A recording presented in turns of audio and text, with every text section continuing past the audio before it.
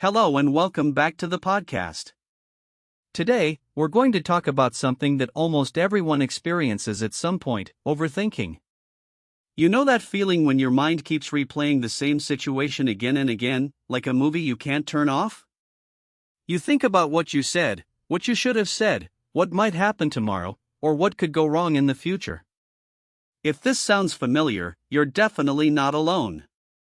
Overthinking is very common, especially in today's fast and busy world.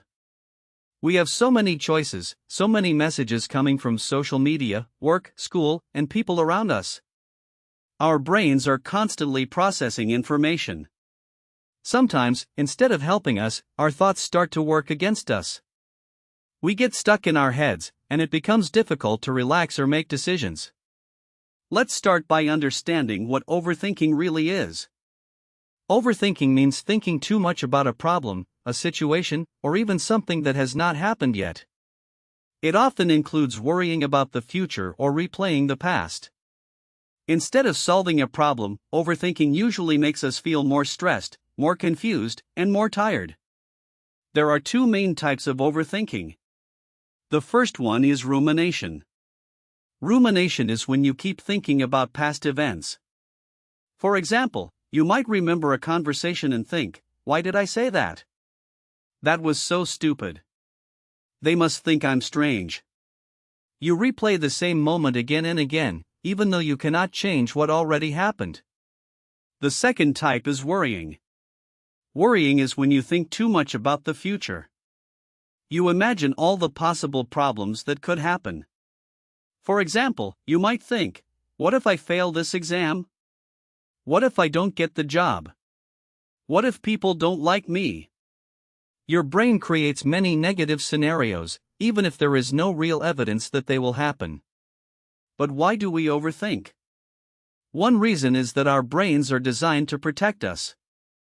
Thousands of years ago, humans had to watch out for danger all the time. Thinking about possible threats helped people survive. If you imagined what could go wrong, you were more prepared to deal with it. In modern life, we don't usually face wild animals or life-threatening dangers every day, but our brains still use the same system. They try to protect us by thinking about risks and problems, even when there is no real danger. Another reason we overthink is because we want to make the perfect decision. We are afraid of making mistakes. So we think and think, trying to find the best possible choice. We compare every option, imagine every result, and look for the perfect answer. The problem is that in real life, there is rarely a perfect choice. Every decision has some risk. When we try to find a perfect solution, we can become stuck and unable to choose anything at all. Social media and modern culture can also make overthinking worse. When you scroll through photos and videos online, you often see people showing only the best parts of their lives. They look successful, happy, and confident. Then you start to compare your life with theirs. You might think, "Am I doing enough? Am I good enough? Why is my life not as exciting?" These thoughts can grow and turn into overthinking about your own decisions, your appearance, your job, and your future. So, how do you know if you are overthinking too much? There are some clear signs. One sign is that you find it difficult to make even small decisions, like what to eat, what to wear, or what message to send. You keep changing your mind or asking other people for advice again and again. Another sign is that you feel tired or stressed even when you haven't done much physical work. Overthinking uses a lot of mental energy, and it can leave you feeling exhausted. You might also notice that overthinking affects your sleep. You lie in bed, and instead of relaxing, your brain starts to become more active. You remember things from the past or imagine problems in the future. You check your phone, you turn from one side to the other, but your mind keeps talking. Many people who overthink say that nighttime is the hardest moment because there are no distractions, and their thoughts become louder. The good news is that overthinking is a habit, and like any habit, it can be changed. It may take time and practice, but you can learn how to manage your thoughts and give your brain some rest. Let's talk about some simple and practical ways to stop overthinking. The first strategy is to notice when you are overthinking. This might sound simple, but many people don't realize they are doing it. Their thoughts feel normal, even when they are negative or repetitive. Try to pay attention to your thinking patterns. If you notice that you are thinking about the same situation for a long time without finding a solution, that is a sign of overthinking. You can say to yourself, "I am overthinking right now." This small step helps you create distance between you and your thoughts.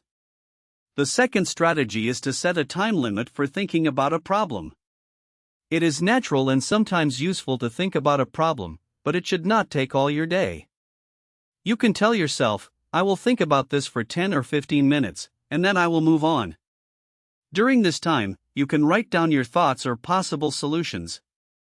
When the time is over, try to do something else, like going for a walk, talking to a friend, or starting a different task. This method helps your brain understand that there is a limit and that it does not need to repeat the same thoughts forever. Another helpful technique is to write your thoughts down. When your thoughts stay only in your head, they can feel bigger and more confusing. But when you put them on paper or in a notes app, they become clearer and easier to manage. You can write what you are worried about, what you think might happen, and what you can actually control. Often, you will see that many of your worries are about things you cannot control at all. Realizing this can help you let them go.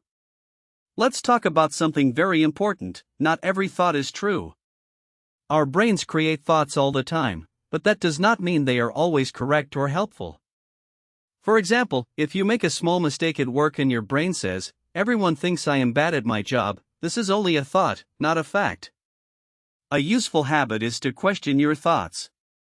You can ask yourself, "Is this really true? What evidence do I have? Is there another way to look at this situation?" This kind of thinking is called critical thinking, and it helps you avoid believing every negative idea that appears in your mind. Another powerful way to reduce overthinking is to focus on action. Overthinking often happens when we stay still and only think, without doing anything. Action, even small action, can break this cycle. If you are worried about an exam, you can start by studying for just 10 minutes. If you are worried about sending an email, you can write a simple draft. Taking action gives you real information and helps you feel more in control. Physical movement is also very helpful. When you move your body, your brain changes its focus.